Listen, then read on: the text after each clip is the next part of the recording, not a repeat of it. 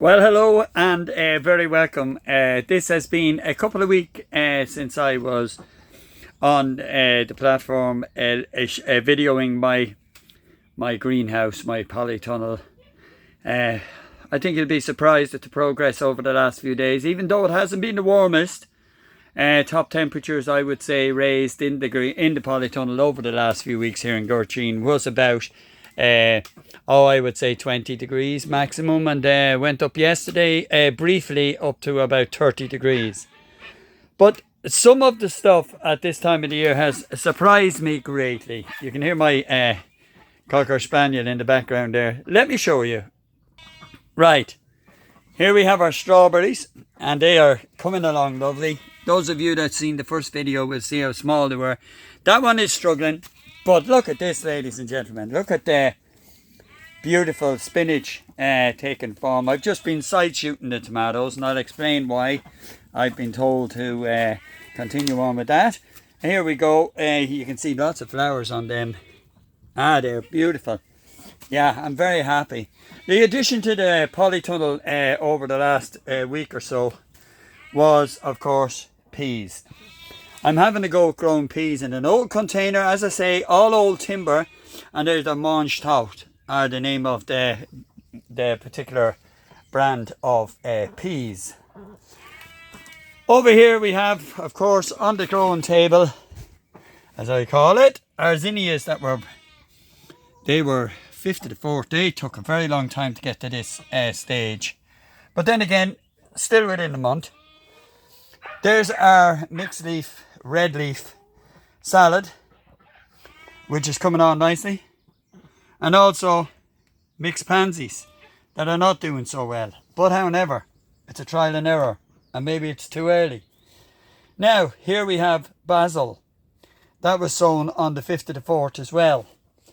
Now, I'm growing some of these for a friend. This is the kale. And as you can see, the kale is coming on lovely, absolutely beautiful. Great growth, absolutely great growth here with the kale. We were in Boyle Market over the last week, and I'm caught up in the peas here. There we go. Mint, ladies and gentlemen, mint. Ordinary mint. I don't know where to put it yet, but it's Moroccan mint. Moroccan mint. Now, I must say, when you touch there's a lovely smell of mint. Absolutely gorgeous. But these are absolutely my babies from seed, my beetroot. And it's doing quite well here in Country Cottage. Although Country Cottage would be complete without a polytunnel. So those of you that know and are following me will know that I started the polytunnel. I bought the polytunnel, actually, this particular structure, on Patrick's Day, and over the next few days, week or so, polytunnel cover was replaced. Of course, you don't buy the polytunnel cover, but I have my own way in stretching this. For those of you that want to know more detail on that, just get in touch. I think it's feels like a drum, and it's not tearing. That's the main thing. We've had some strong winds here over the last few days here in Gurchin, but we are doing well. Now, as I say, side shooting tomatoes. I've been told not to do this by some people, and other people, by all means, do it. Here's a side shoot. See it here? Now, that particular baby, it's in the middle of a truss. You know, there's the flowers growing there. And I'm learning, and you're coming along with me, I hope. This is what a side shoot looks like and where it is formed. It grows in there. I don't know whether that's clear or not, but let me try another way. Let me see. There it is in its entirety. See it in the middle of the V? Well, that takes away most of the growth from the stem, I'm told. So I've side shot most of mine, with a few that has to be identified later. You can see the flowers starting to form on the tomatoes. Now, grow bags are a a pain to me. I find grow bags are very beneficial in the beginning. But as your tomatoes take root, that glass is not for the whiskey, by the way. A half a glass of that goes into this 500 or a 5 litres drum, and it makes the ideal mixture of 300 to 1 concentrate for tomato feed. That's what I'm feeding the tomatoes on, and they seem to be thriving. As I was saying, the grow bag is a great thing to start off with. Absolutely fantastic. And my problem with the grow bag is watering and feeding. You find that a lot of it runs out the top of the grow bag, and it doesn't allow enough of nutrient to go to the root. Now the roots of a tomato grow fairly strong, I'm seeing, or I'm learning as I go along here. Now some of these tomatoes, look at this. I bought this down on the market. Anyway, back at this. So what I've done is I've constructed this framework which will allow me to put a little bit of compost in between the bags. Cleaning out will be easy, and I've already tried it, and I find that it's fantastic for watering. Nice and gentle watering with a can or with a... Now, a hose pipe is a very strong item to have in and can be very powerful. So I would suggest that you don't use a hose pipe unless you have a very fine setting on it, and the hose pipe can be controlled as to the volume of water passing through it. Because strong gushes of water do damage the plants, I believe, and I can see why, because it washes the nutrient off of the surface. It's quite windy here in Gurteen today, but yes, it does. It damages the plant. Now, as you see, I've identified all my tomatoes with the little labels of what type they are, because I'll never remember. No, and now these are my tumblers.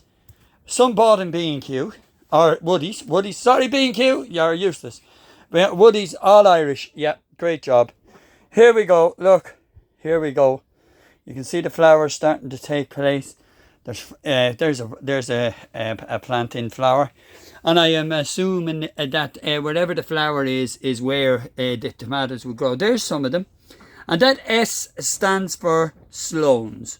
Sloan's Boyle, great place. I get everything I need there, from a needle to an anchor. They always seem to have everything I need in that particular store.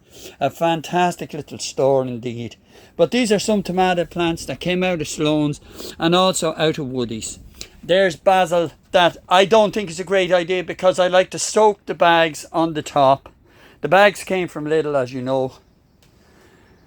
And I like to soak the bags with feed and etc., and it washes the seed away from the basil. So it's not, or it washes the clay away, or the soil away, or the compost away from the basil. You can see the temperature in here today is just under, I'd say 16-17 degrees, and yesterday it went up to 30. I was balmy in here. Yeah, but the peas are taking on lovely. They're a lovely mange tout. A mange tout. My mother would kill me, as she was of French origin, and mange tout is a French word, I'm sure. And you can see how I'm training them up here on bamboos. The only thing that was ever anything left that was of any use in the place. I paid £10,000, ladies and gentlemen, for furniture, and it's all in either in the tip or in someone else's home now. I couldn't stand the furniture. The furniture was all flat pack in the cottage. Oh, it drove me nuts. But here's the rocket. Now, here's my surprise plant of the week. Here it is. Wait for the date. Let's reveal it.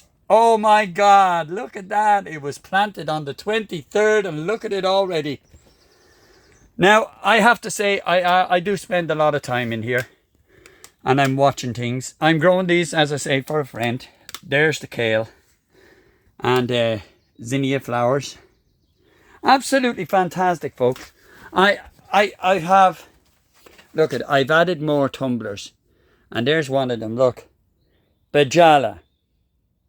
Bajala. I don't know whether you can see that or not. But I don't know whether they make these names up to make them look absolutely irresistible. It's like calling me Ricciardo da Vinci or something like that. You know, at the end of the day, you're only getting a Richie. But anyway, look at Muscataka. Anyone know them names? I think it's a load of outcod. Myself, I think they're all out there. They're probably grown in a dump. I don't know where they were got. But there you go. So that's the update. I'm having trouble with peppers, ladies and gentlemen. Real trouble growing peppers. But on the 18th, as you can see there, of the 425, I put pepper seeds in. And look at this. Alone a boy was standing. And when I asked him why, there you go, look. He's on his own. But that's Mr. Pepper. Mr. Pepper. Now, on the same date, I use a compost with John Imes added. Nasturtiums. I don't know whether I'm going to be killed for planting these or not. But nasturtiums, that's what they are.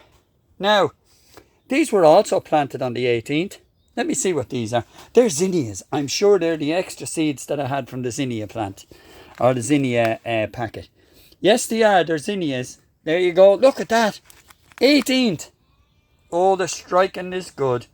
There you go. Look at you see them coming up there. That's full of John Imes, that stuff. And, do you know, it's not bought out of a fancy nursery or anything else. I'm trying to do things a little bit different here. And you see my trusty tools, yeah. Ah, well. Look, these peppers I put into propagators, right? I didn't even know what a propagator was. I thought it was something similar to what you put a baby into.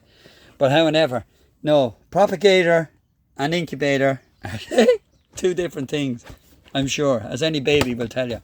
Right, look at this. This is only planted, a week ago.